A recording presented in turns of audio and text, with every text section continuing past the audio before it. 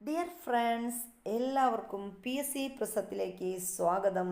അപ്പോൾ ഇന്ന് നമ്മൾ 10ാം ക്ലാസ്സിലെ SCERT ന്യൂ സിലബസ് പ്രകാരമുള്ള സാമൂഹ്യ ശാസ്ത്രത്തിലെ ഒന്നാമത്തെ ഭാഗത്ത് നിന്നുള്ള പാഠഭാഗങ്ങളാണ് പഠിച്ചു പോകാൻ പോകുന്നത്. അപ്പോൾ നമ്മുടെ ചാനൽ ആദ്യമായിട്ട് കാണുന്നവരാണെങ്കിൽ ഒന്ന് സബ്സ്ക്രൈബ് ചെയ്ത് കാണുക. അതുപോലെ നമ്മുടെ ചാനൽ നിങ്ങൾ ലൈക്ക്, കമൻറ്റ് എന്നിവ നൽകി ഒന്ന് സപ്പോർട്ട് ചെയ്യുക. അതുപോലെ തൊട്ടടുത്തുള്ള ബെൽ ബട്ടൺ കൂടി എനേബിൾ ചെയ്താൽ നമ്മളിടുന്ന വീഡിയോസ് അപ്പോൾ തന്നെ നിങ്ങൾക്ക് നോട്ടിഫിക്കേഷനായിട്ട് കിട്ടുന്നതായിരിക്കും. അപ്പോൾ നമ്മൾ നമ്മുടെ സാമൂഹ്യശാസ്ത്രം ഭാഗം 1 ചാപ്റ്ററുകൾ ഏതൊക്കെയാണെന്ന് നമുക്ക് ആദ്യം ഒന്ന് പരിചയപ്പെടാം. നമ്മൾ പുതിയ ടെക്സ്റ്റ് ബുക്കാണ്, അപ്പോൾ ഏതൊക്കെ ചാപ്റ്ററാണ്, കഴിഞ്ഞ 10ാം ക്ലാസ്സിലെ പാഠപുസ്തകവുമായി ബന്ധപ്പെട്ട ചാപ്റ്ററുകൾ ഇതിലുണ്ടോ എന്നൊക്കെ നമ്മൾ അറിയണമല്ലോ. അപ്പോൾ അതിന് വേണ്ടിയിട്ടാണ് കേട്ടോ നമ്മൾ ഈ ചാപ്റ്റർ വൈസ് നമ്മൾ ഇതിൻ്റെ ഉള്ളടക്കം ഒന്ന് പരിചയപ്പെടാൻ പോകുന്നത്. അപ്പോൾ ഇതിലെ ഒന്നാമത്തെ ചാപ്റ്റർ എന്താണ്? മാനവികത എന്ന് പറയുന്നതാണ് ഒന്നാമത്തെ ചാപ്റ്റർ എന്ന് പറയുന്നത്, മാനവികത. അപ്പോൾ ഈ മാനവികത എന്ന് പറയുന്ന ഒരു ചാപ്റ്റർ നമ്മൾ 7ാം ക്ലാസ്സിൽ പഠിച്ചിട്ടുണ്ട്. അതുപോലെ 9ാം ക്ലാസ്സിലൊക്കെ ഇതിൻ്റെ ഒരു കണ്ടിന്യൂഷൻ ഉണ്ടായിരുന്നു. അപ്പോൾ ഇനി അതാണ് നമ്മളിപ്പോൾ 10ാം ക്ലാസ്സിൽ പഠിക്കുന്നത്. ഇനി നമുക്ക് രണ്ടാമത്തെ ചാപ്റ്റർ വന്നിട്ട് സ്വാതന്ത്ര്യം, സമത്വം, സാഹോദര്യം എന്നതാണ് നമ്മുടെ രണ്ടാമത്തെ ചാപ്റ്റർ എന്ന് പറയുന്നത്. ഇനി മൂന്നാമത്തെ ചാപ്റ്റർ സാമൂഹിക വിശകലനം, സമൂഹശാസ്ത്ര സങ്കല്പത്തിലൂടെ, സോഷ്യോളജി ഭാഗത്ത് നിന്നുള്ളതാണ്. അപ്പോൾ സാമൂഹിക വിശകലനം സമൂഹശാസ്ത്ര സങ്കല്പത്തിലൂടെ എന്നതാണ് നമ്മുടെ മൂന്നാമത്തെ ചാപ്റ്റർ. ഇനി 4ാമത്തെ ചാപ്റ്റർ ഏതാണ്? സമ്പത്തും ലോകവും, എക്കണോമിക്സിൽ നിന്നുള്ളതാണ്. സമ്പത്തും ലോകവും എന്നതാണ് 4ാമത്തെ ചാപ്റ്റർ വരുന്നത്. അതുപോലെ 5 ചാപ്റ്ററുകളാണ് ഇതിലുള്ളത്. 5ാമത്തെ ചാപ്റ്റർ പൊതുജനാഭിപ്രായം ജനാധിപത്യത്തിൽ എന്നതാണ്. അപ്പോൾ ഇങ്ങനെ സോഷ്യൽ സയൻസിലെ പാർട്ട് 1 5 ചാപ്റ്ററുകളാണ് നമുക്ക് പഠിക്കാനുള്ളത്. അപ്പോൾ ഈ ചാപ്റ്ററുകൾ നമ്മളെ സംബന്ധിച്ചിടത്തോളം PSCയുടെ ലെവലിൽ നിന്ന് LP UP, ഇനി വരാൻ പോകുന്ന HSA, അതുപോലെ LP UP, പിന്നെ എല്ലാ PSC പരീക്ഷകളും LDC ആവാം, LGS ആവാം, അതുപോലെ OA ആകാം, ഇനി ഏത് PSC പരീക്ഷകൾ, ഇപ്പോൾ പോലീസ് ആയാലോ അതുപോലെ യൂണിഫോമിലുള്ള ഏത് ഐറ്റംസ് ആയാലും നമുക്ക് ഇപ്പോൾ SCERT എന്ന് പറയുന്നത് മസ്റ്റായിട്ട് നമ്മൾ അറിഞ്ഞിരിക്കേണ്ട പാഠഭാഗങ്ങളാണ്. അപ്പോൾ അതിൽ നിന്ന് സ്റ്റേറ്റ്മെൻ്റ് ആയിട്ട് തന്നെ ക്വസ്റ്റ്യൻസ് ചോദിക്കാം. പുതിയ സിലബസ് ആയതുകൊണ്ട് തന്നെ നമുക്ക് ഏത് ഭാഗത്ത് നിന്ന് എങ്ങനെയൊക്കെ ക്വസ്റ്റ്യൻസ് ചോദിക്കുമെന്നും അറിയാൻ പറ്റില്ല. അപ്പോൾ അതുകൊണ്ട് തന്നെ നമ്മൾ കംപ്ലീറ്റ് ആയിട്ട് പാഠഭാഗം പഠിച്ചു പോവുകയാണ് ഇവിടെ ചെയ്യുന്നത്. പാഠഭാഗങ്ങളിൽ എടുത്ത് പറയേണ്ട കാര്യങ്ങളൊക്കെ നമ്മൾ അണ്ടർലൈൻ ചെയ്തു പോകും. അപ്പോൾ നമ്മൾ ഒരു PSC ഉദ്യോഗാർത്ഥിയെ സംബന്ധിച്ചിടത്തോളം നമുക്ക് ക്ലാസ്സുകൾ യാത്രയിലോ അതല്ലെങ്കിൽ നമ്മൾ ജോലിക്കിടയിലോ റെസ്റ്റ് ചെയ്യുമ്പോഴോ എങ്ങനെയായാലും നമുക്ക് കേൾക്കാൻ പറ്റുന്ന രീതിയിൽ അല്ലെങ്കിൽ കണ്ട് പഠിക്കാൻ പറ്റുന്ന രീതിയിലുള്ള ക്ലാസ്സുകളായിരിക്കും നമ്മൾ മുന്നോട്ട് കൊണ്ടുപോകുന്നത്. അപ്പോൾ എല്ലാവർക്കും ഒരിക്കൽ കൂടി നമ്മുടെ ചാനലിലേക്ക് സ്വാഗതം. അപ്പോൾ ഇന്ന് നമ്മൾ പഠിക്കുന്നത് നമ്മുടെ ഒന്നാമത്തെ ചാപ്റ്റർ. അപ്പോൾ നമ്മുടെ ഒന്നാമത്തെ ചാപ്റ്ററിൻ്റെ ചിത്രമൊക്കെ ഒന്ന് കണ്ടുവയ്ക്കുക കേട്ടോ. നമ്മുടെ മൊണാലിസയുടെ ചിത്രമാണ് ഈ തന്നിരിക്കുന്നത്. കണ്ടോ, മൊണാലിസയുടെ ചിത്രമാണ്. അപ്പോൾ ഇതൊക്കെ നമ്മുടെ മാനവികത എന്ന് പറയുന്ന ആ ഒരു ചിത്രത്തിലുള്ളതാണ്. അപ്പോൾ ഇതാണ് നമ്മുടെ 10ാം ക്ലാസ്സിലെ ന്യൂ സിലബസ് പ്രകാരമുള്ള ഒന്നാമത്തെ ചാപ്റ്റർ എന്ന് പറയുന്നത്. നമ്മുടെ ചാപ്റ്ററിൻ്റെ പേര് ഒന്നുകൂടി പറയാം, മാനവികത എന്നതാണ് നമ്മുടെ ചാപ്റ്ററിൻ്റെ പേര്. ഇനി നമുക്ക് പാഠഭാഗത്തിലേക്ക് കടക്കാം. അറിവിൻ്റെ നിരാസം നന്മയുടെ നിരാസം തന്നെയാണ്. നന്മയുടെ ജ്വാലയാൽ പ്രകാശിതമാക്കപ്പെട്ട ബുദ്ധിക്ക് ആ ജ്വാലയെ സ്നേഹിക്കാതിരിക്കാനാവില്ല. സ്നേഹം അറിവിൻ്റെ മാത്രം സന്തതിയാണ്. യുക്തിചിന്ത ശരിയായ ഇച്ഛയുടെ മാർഗദർശിയും. നമ്മെ മോക്ഷത്തിലേക്ക് നയിക്കുന്നതും യുക്തി തന്നെ. അപ്പോൾ ഫസ്റ്റ് തുടങ്ങുന്നത് തന്നെ ഒരു കൊട്ടേഷനിലൂടെയാണ്. ഒരു കോട്ടാണ് തന്നിരിക്കുന്നത് അല്ലേ. ഇമ്പോർട്ടൻ്റ് ആയിട്ടുള്ള ഒരു കോട്ടാണ്. നമ്മുടെ യുക്തിചിന്തയെക്കുറിച്ചും മാനവികതയെക്കുറിച്ചും ഒക്കെ പറയുന്ന ഒരു കോട്ടാണ് ഇവിടെ തന്നിരിക്കുന്നത്. ഇനി ഇതിൻ്റെ ആരുടേതാണ് ഈ കൊട്ടേഷൻ എന്നാണ് നമ്മൾ നോക്കാൻ പോകുന്നത്. 13-ാം നൂറ്റാണ്ടിൽ ഇംഗ്ലണ്ടിൽ ജീവിച്ചിരുന്ന ശാസ്ത്രചിന്തകനായ റോജർ ബേക്കണിൻ്റെ വാക്കുകളാണിത്. അപ്പോൾ ഇതാരുടെ വാക്കുകൾ? ഇതുപോലെ PSC തന്നിട്ട് ചോദിക്കാറുണ്ട്, ഇത് ആരുടെ വാക്കുകളാണ്, അല്ലെങ്കിൽ ആരാണിത് പറഞ്ഞത്. അപ്പോൾ അറിവിൻ്റെ നിരാസം നന്മയുടെ നിരാസം തന്നെയാണ് തുടങ്ങി നമ്മെ മോക്ഷത്തിലേക്ക് നയിക്കുന്നതും യുക്തി തന്നെ. ഈ ഒരു കൊട്ടേഷൻ പറഞ്ഞത് റോജർ ബേക്കണാണ്. അപ്പോൾ ഇത് ഇമ്പോർട്ടൻ്റ് ആയിട്ട് നമ്മളൊന്ന് നോക്കി വെക്കുക. ഇനി 13-ാം നൂറ്റാണ്ടിൽ ഇംഗ്ലണ്ടിൽ ജീവിച്ചിരുന്ന ശാസ്ത്രചിന്തകനാണ് ആര്? നമ്മുടെ റോജർ ബേക്കൺ. യുക്തിചിന്ത, അറിവ്, സ്നേഹം എന്നിവയുടെ പ്രാധാന്യത്തെക്കുറിച്ചാണ് ഇവിടെ പരാമർശിക്കുന്നത്. അപ്പോൾ ഇവിടെ അദ്ദേഹം പറഞ്ഞിരിക്കുന്നത് എന്തിനെക്കുറിച്ചാണ്? യുക്തിചിന്ത, അറിവ്, സ്നേഹം എന്നിവയുടെ പ്രാധാന്യത്തെക്കുറിച്ചാണ് ഈ ഒരു കൊട്ടേഷനിലൂടെ 13-ാം നൂറ്റാണ്ടിൽ ഇംഗ്ലണ്ടിൽ ജീവിച്ചിരുന്ന റോജർ ബേക്കൺ നമ്മളോട് പറയുന്നത്. അദ്ദേഹം ജീവിച്ചിരുന്ന കാലഘട്ടത്തിൽ യൂറോപ്പിലെ അധികാരികൾ യുക്തിചിന്തയെ നിഷേധിച്ചിരുന്നു. അപ്പോൾ നമ്മുടെ റോജർ ബേക്കൺ ജീവിച്ചിരുന്ന നൂറ്റാണ്ട് ഏതെന്ന് ചോദിച്ചാൽ നമ്മൾ പഠിച്ചു 13-ാം നൂറ്റാണ്ടാണ്. ഈ 13-ാം നൂറ്റാണ്ടിൽ യൂറോപ്പിലെ അധികാരികൾ എന്താ ചെയ്തത്? യുക്തിചിന്തയെ നിഷേധിച്ചിരുന്നു. അപ്പോൾ യൂറോപ്പിലെ യുക്തിചിന്തയൊന്നും വലിയ വിലയൊന്നുമില്ലായിരുന്നു. ഇതൊക്കെ ആളുകൾ അവഗണിച്ചു, നിഷേധിച്ചു. റോജർ ബേക്കണിനെ പോലുള്ള ചിന്തകർ നിലവിലിരുന്ന ഫ്യൂഡൽ അധികാര വ്യവസ്ഥയെയും അതിൻ്റെ ആശയങ്ങളെയും ചോദ്യം ചെയ്തു. അപ്പോൾ 13-ാം നൂറ്റാണ്ടിൽ നമ്മൾ റോജർ ബേക്കണെ പോലുള്ള മറ്റ് ചിന്തകരും റോജർ ബേക്കൺ ഉൾപ്പെടുന്ന ചിന്തകരൊക്കെ എന്താ ചെയ്തത്? നിലവിലിരുന്ന ഫ്യൂഡൽ അധികാര വ്യവസ്ഥയെയും അതിൻ്റെ ആശയങ്ങളെയും ചോദ്യം ചെയ്തു.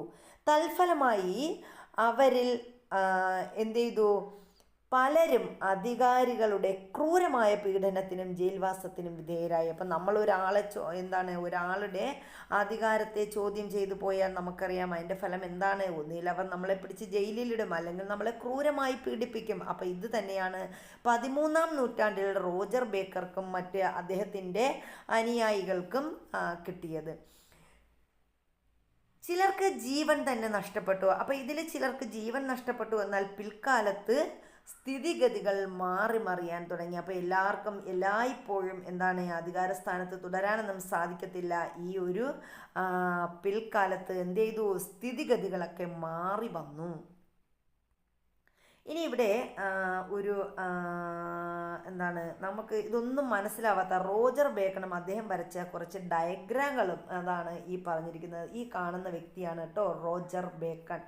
അപ്പം അദ്ദേഹം കുറച്ച് ഡയഗ്രാമൊക്കെ വരച്ചു, അതാണ് ഈ തന്നിരിക്കുന്നത്. ഇനി നമുക്കത് എന്താണെന്നും കൂടി ഒന്ന് നോക്കാം.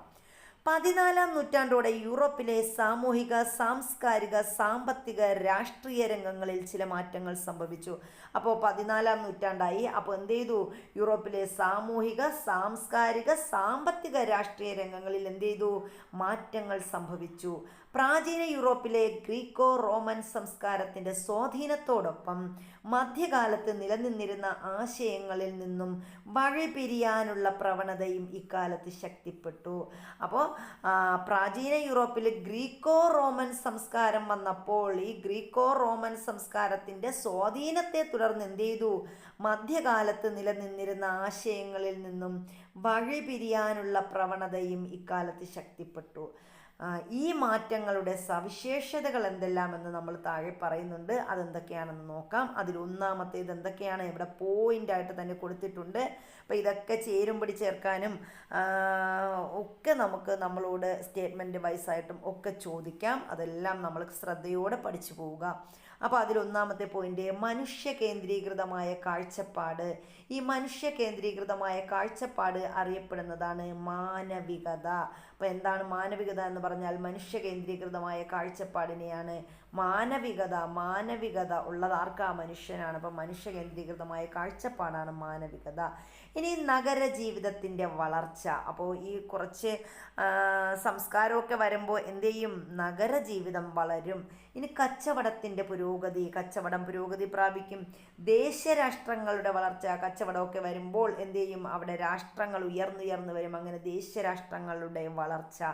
വ്യക്തി സ്വാതന്ത്ര്യം, അങ്ങനെ വന്നപ്പോൾ ആർക്കാ? വ്യക്തികൾക്ക് സ്വാതന്ത്ര്യം കിട്ടി. അവിടെ എന്തുണ്ടായി? യുക്തിചിന്തയുണ്ടായി, യുക്തിചിന്ത. പിന്നെയോ മതേതര മൂല്യങ്ങളുടെ വ്യാപനം. അപ്പോൾ മതേതരമായ മൂല്യങ്ങൾ, മതത്തിൻ്റെ മൂല്യങ്ങളൊക്കെ എന്ത് ചെയ്തു? പ്രചരിക്കാൻ തുടങ്ങി, വ്യാപിക്കാൻ തുടങ്ങി. പണ അധിഷ്ഠിത സമ്പദ്ഘടന. അപ്പോൾ സമ്പദ്ഘടന എങ്ങനെയുള്ളതാ? സാധനങ്ങൾക്ക് പകരം പണത്തിൽ അധിഷ്ഠിതമായ സമ്പദ്ഘടന നിലവിൽ വന്നു. പ്രാദേശിക ഭാഷകൾക്ക് ലഭിച്ച പ്രാധാന്യം. അപ്പോൾ പ്രാദേശിക ഭാഷകൾക്ക് എന്ത് ചെയ്തു? പ്രാധാന്യം ലഭിച്ചു. കലാശാസ്ത്ര രംഗങ്ങളിലുണ്ടായ മാറ്റങ്ങൾ. അപ്പം ഇതെല്ലാം കൂടി ചേർന്നതാണ് എന്തെന്ന് പറയുന്നത്? നമ്മുടെ മധ്യകാല യൂറോപ്പിൽ നിലവിൽ വന്ന സവിശേഷത, അല്ലെങ്കിൽ മധ്യകാല യൂറോപ്പിലെ സാമൂഹ്യ സാംസ്കാരിക സാമ്പത്തിക രാഷ്ട്രീയ രംഗങ്ങളിൽ വന്ന മാറ്റങ്ങൾ എന്തൊക്കെയാണെന്നാണ് നമ്മളിവിടെ കണ്ടത്. ഇനി ഗ്രീക്കോ റോമൻ സംസ്കാരങ്ങളെക്കുറിച്ച് ഇവിടെ ഒരു ബോക്സിൽ തന്നിട്ടുണ്ട്. അത് എന്താണെന്ന് നമുക്ക് നോക്കിപ്പോകാം. പ്രാചീന യൂറോപ്പിൽ നിലനിന്നിരുന്ന രണ്ട് പ്രധാന സംസ്കാരങ്ങളായിരുന്നു ഗ്രീക്ക്, റോമൻ സംസ്കാരങ്ങൾ. അപ്പം നമ്മുടെ പ്രാചീന യൂറോപ്പിലാണ് ഏതൊക്കെ സംസ്കാരങ്ങൾ നിലവിൽ വന്നത്? ഗ്രീക്ക് സംസ്കാരവും റോമൻ സംസ്കാരവും. ഈ രണ്ട് സംസ്കാരങ്ങളും പ്രാചീന യൂറോപ്പിൽ നിലനിന്നിരുന്ന രണ്ട് സംസ്കാരങ്ങളാണ്. ഇവ ക്ലാസിക്കൽ സംസ്കാരങ്ങൾ എന്നറിയപ്പെടുന്നു. അപ്പോൾ ഈ ഗ്രീക്ക്, റോമൻ സംസ്കാരങ്ങൾ അറിയപ്പെടുന്നത് ഏതാണ്? ക്ലാസിക്കൽ സംസ്കാരങ്ങൾ. അപ്പം നമ്മളോട് ഇങ്ങനെയും ചോദിക്കാം, ക്ലാസിക്കൽ സംസ്കാരങ്ങൾ എന്നറിയപ്പെടുന്നത് ഇവയിൽ ഏതൊക്കെയാണ്? ഒരു 3-4 സംസ്കാരങ്ങൾ തരും. എന്നിട്ട് ഇതിൽ ഏതാണ് ക്ലാസിക്കൽ സംസ്കാരം എന്ന് ചോദിക്കും. അപ്പം ഗ്രീക്ക്, റോമൻ സംസ്കാരങ്ങളെയാണ് നമ്മൾ ക്ലാസിക്കൽ സംസ്കാരങ്ങൾ എന്ന് പറയുന്നത്. BCE 12-ാം നൂറ്റാണ്ട് മുതൽ BCE 4-ാം നൂറ്റാണ്ട് വരെയുള്ള കാലഘട്ടമായിരുന്നു ഗ്രീക്ക് സംസ്കാരത്തിൻ്റേത്. അപ്പോൾ BCE എന്ന് പറയുമ്പോൾ നമുക്കറിയാം താഴോട്ടാണ് പോകുന്നത്. 12-ാം നൂറ്റാണ്ട് മുതൽ 4-ാം നൂറ്റാണ്ട് വരെയുള്ള കാലഘട്ടം, അതാണ് ഗ്രീക്ക് സംസ്കാരത്തിൻ്റെ. അപ്പോൾ BC ആകുമ്പോൾ താഴോട്ടല്ലേ വരുന്നത്? BC 12 കഴിഞ്ഞാൽ പിന്നെ 11, 10 അങ്ങനെ വന്നു. 12-ാം നൂറ്റാണ്ട് മുതൽ BCE 4-ാം നൂറ്റാണ്ട് വരെയുള്ള കാലഘട്ടമാണ് ഗ്രീക്ക് സംസ്കാരത്തിൻ്റെ കാലഘട്ടം. ചിലപ്പോൾ ഇത് ചോദിക്കാം, ഗ്രീക്ക് സംസ്കാരത്തിൻ്റെ കാലഘട്ടം ഏതാണ് എന്ന് ചോദിച്ചാൽ നമുക്ക് പറയാം BCE 12 മുതൽ BCE 4-ാം നൂറ്റാണ്ട് വരെയുള്ള കാലഘട്ടമാണ് ഗ്രീക്ക് സംസ്കാരത്തിൻ്റെ കാലഘട്ടം. BCE 7-ാം നൂറ്റാണ്ട് മുതൽ BCE 5-ാം നൂറ്റാണ്ട് വരെയുള്ള കാലഘട്ടമാണ് റോമൻ സംസ്കാരത്തിൻ്റെ കാലഘട്ടം. അപ്പോൾ റോമൻ സംസ്കാരം എന്ന് പറയുമ്പോൾ BCE 7 മുതൽ ഏതുവരെയാണ്? CE 5-ാം നൂറ്റാണ്ട് വരെയാണ്. ഇപ്പോൾ പണ്ടൊക്കെ നമ്മൾ പറയും BCE കഴിഞ്ഞ് കഴിഞ്ഞാൽ പിന്നെ വരുന്നത് AD ആണ്. അപ്പോൾ BC മുതൽ CE, ഈ ADക്ക് പകരം നമ്മൾ ഉപയോഗിക്കുന്നത് എന്താണ്? BCE എന്ന് പറഞ്ഞാൽ ബിഫോർ ക്രൈസ്റ്റ്. അപ്പോൾ ഈ CE എന്ന് പറയുമ്പോൾ ക്രൈസ്റ്റ് ഇറ, അതിനെയാണ് നമ്മൾ CE എന്ന് ഉദ്ദേശിക്കുന്നത്. അപ്പോൾ എന്താണ്? ഈ BCE 7-ാം നൂറ്റാണ്ട് മുതൽ CE 5-ാം നൂറ്റാണ്ട് വരെയാണ് ഏത് കാലഘട്ടം? റോമൻ കാലഘട്ടം. അപ്പോൾ ഗ്രീക്ക് കാലഘട്ടം എന്ന് പറയുമ്പം BCE 12 മുതൽ 4-ാം നൂറ്റാണ്ട് വരെയാണ്. ഇനി റോമൻ കാലഘട്ടം എന്ന് പറയുന്നത് റോമ സംസ്കാരത്തിൻ്റെ കാലഘട്ടം ഏത് മുതൽ ഏതുവരെയാണ്? BCE 7-ാം നൂറ്റാണ്ട് മുതൽ CE 5-ാം നൂറ്റാണ്ട് വരെയുള്ള കാലഘട്ടമാണ്. അപ്പോൾ ഇത്രയും മനസ്സിലായെന്ന് വിശ്വസിക്കുന്നു. അപ്പോൾ നമ്മുടെ ക്ലാസ്സുകൾ ഇഷ്ടപ്പെട്ടാൽ ഒന്ന് ലൈക്ക് ചെയ്തേക്കുക. അതുപോലെ തന്നെ നിങ്ങളുടെ കമൻറ്റുകൾ എന്തായാലും, ക്ലാസ്സുകൾ ഇഷ്ടപ്പെട്ടില്ലെങ്കിൽ, ബോറാണെങ്കിൽ, എന്താണെങ്കിലും നിങ്ങൾ കമൻറ്റ് ബോക്സിൽ കമൻറ്റ് ഇടണം കേട്ടോ.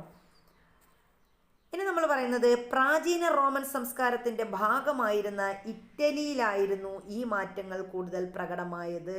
അപ്പം നമ്മൾ നേരത്തെ പറഞ്ഞ മാനവികത, അതുപോലെ നഗരജീവിതത്തിൻ്റെ വളർച്ച, കച്ചവട പുരോഗതി, ദേശരാഷ്ട്രങ്ങളുടെ വളർച്ച, വ്യക്തി സ്വാതന്ത്ര്യം, യുക്തിചിന്ത, അതുപോലെ മതേതര മൂല്യങ്ങളുടെ വ്യാപനം, പണാധിഷ്ഠിത സമ്പദ്ഘടന, പ്രാദേശിക ഭാഷകൾക്ക് ലഭിച്ച പ്രാധാന്യം, കലാശാസ്ത്ര രംഗങ്ങളിലുണ്ടായ മാറ്റങ്ങൾ തുടങ്ങിയവയൊക്കെ പ്രാചീന റോമൻ സംസ്കാരത്തിൻ്റെ ഭാഗമായിരുന്ന ഇറ്റലിയിലായിരുന്നു ഈ മാറ്റങ്ങൾ കൂടുതൽ പ്രകടമായത്. അപ്പോൾ ഇതൊക്കെ നിലവിൽ വന്നത് എവിടെയാണ്? ഇറ്റലിയിലായിരുന്നു. ഇറ്റലിയിൽ ആവിർഭവിച്ച ഈ മാറ്റങ്ങൾക്ക് ചരിത്രകാരർ നവോത്ഥാനം എന്ന് പേര് നൽകി, അല്ലെങ്കിൽ റെനൈസൻസ് എന്ന് പേര് നൽകി. അപ്പോൾ ഇറ്റലിയിൽ ആരംഭിച്ച ഈ മാറ്റങ്ങൾക്ക് പറയുന്ന പേരാണ്, അതായത് ഈ ഒരു മേഖലയിൽ നമ്മൾ നേരത്തെ പറഞ്ഞ ഈ മേഖലയിലെല്ലാം ഉണ്ടായ മാറ്റങ്ങൾക്ക് പൊതുവെ പറയുന്ന പേരാണ് റെനൈസൻസ് അല്ലെങ്കിൽ നവോത്ഥാനം എന്ന്. മധ്യകാലത്തെ ഫ്യൂഡൽ വ്യവസ്ഥയിൽ നിന്നും ആധുനിക കാലഘട്ടത്തിലേക്കുള്ള മാറ്റത്തിൻ്റെ കാലമായി നവോത്ഥാനം ചരിത്രത്തിൽ ഇടം നേടി. അപ്പോൾ നമ്മുടെ മധ്യകാലത്തെ ഫ്യൂഡൽ വ്യവസ്ഥയിൽ നിന്നും ആധുനിക കാലഘട്ടത്തിലേക്കുള്ള മാറ്റത്തിൻ്റെ കാലമായിട്ട് നവോത്ഥാനം ചരിത്രത്തിൽ ഇടം നേടി. അപ്പോൾ ഇതാണ് നമ്മുടെ നവോത്ഥാനം എന്ന് പറയുന്നത്. ഇനി എന്താണ് നവോത്ഥാനം എന്ന് ഇവിടെ ഒരു ബോക്സിൽ തന്നിട്ടുണ്ട്. അതുകൂടി പറയുമ്പോൾ നമുക്ക് എന്താണ് നവോത്ഥാനം എന്ന് കുറേ കൂടി വ്യക്തമാവും കേട്ടോ. അപ്പോൾ നവോത്ഥാനം അല്ലെങ്കിൽ റെനൈസൻസ് എന്ന് പറഞ്ഞാൽ, റിനൈസൻസ് എന്ന വാക്കിന് മലയാളത്തിൽ നവോത്ഥാനം, പുനർജനി എന്നൊക്കെയാണ് അർത്ഥം. അപ്പോൾ പുനർജനി എന്ന് പറഞ്ഞാൽ എന്താണ്, റിനൈസൻസ് എന്ന് പറഞ്ഞാൽ ചിലപ്പോൾ ഇങ്ങനെയായിരിക്കും ചോദിക്കുന്നത്, മലയാളത്തിൽ നവോത്ഥാനം എന്ന വാക്കിൻ്റെ മലയാളം അർത്ഥം എന്ത്? വെറുതെ ചിലപ്പോൾ പുനർജനി എന്ന് മാത്രമേ കാണുള്ളൂ. നമ്മൾ നവോത്ഥാനം എന്നാണ് പഠിച്ചു വെച്ചിരിക്കുന്നത്. റിനൈസൻസ് എന്ന് പറഞ്ഞാൽ നവോത്ഥാനമെന്നും പുനർജനി എന്നും അർത്ഥമുണ്ട്. 14-ാം നൂറ്റാണ്ടോടുകൂടി പ്രാചീന ഗ്രീക്കോ റോമൻ സംസ്കാരങ്ങൾക്കുണ്ടായ പുനർജനി എന്നാണ് ഇതുകൊണ്ട് അർത്ഥമാക്കുന്നത്. അപ്പോൾ ഏത് നൂറ്റാണ്ടിലാണ്? 14-ാം നൂറ്റാണ്ടോടുകൂടി. നമ്മുടെ 14-ാം നൂറ്റാണ്ടോടുകൂടി എവിടെയൊക്കെയാണ് ഗ്രീക്കോ റോമൻ സംസ്കാരങ്ങൾക്കുണ്ടായ പുനർജനി, അതാണ് എന്തെന്ന് പറയുന്നത്, നവോത്ഥാനം എന്ന് പറയുന്നത്. ഇനി മധ്യകാലഘട്ടത്തിൽ നിന്നും ആധുനിക കാലഘട്ടത്തിലേക്കുള്ള സംക്രമണകാലമായിരുന്നു നവോത്ഥാന കാലം എന്ന് പറയുന്നത്. അപ്പം നവോത്ഥാന കാലം എന്ന് പറഞ്ഞാൽ എന്താണ്? മധ്യകാലഘട്ടത്തിൽ നിന്നും ആധുനിക കാലഘട്ടത്തിലേക്കുള്ള സംക്രമണ കാലമായിരുന്നു, ട്രാൻസിഷൻ പീരീഡ് ആയിരുന്നു നവോത്ഥാന കാലം എന്ന് പറയുന്നത്. അപ്പം ഈ പ്രസ്താവന വിലയിരുത്താനായിട്ട് പറഞ്ഞിട്ടുണ്ട്. ഇതൊരു ക്വസ്റ്റ്യൻ ആയിട്ട് എസ്സേ ടൈപ്പൊക്കെ നമ്മുടെ ഇപ്പോൾ SSLC കുട്ടികളെ സംബന്ധിച്ചിടത്തോളമെങ്കിൽ വരുന്ന പരീക്ഷകൾക്ക് ഒരു എസ്സേ ആയിട്ടൊക്കെ ഒരു ഉപന്യാസമായിട്ടൊക്കെ ചോദിക്കാൻ പറ്റിയ ഒരു ക്വസ്റ്റ്യനാണ് നമ്മളിവിടെ കണ്ടത്.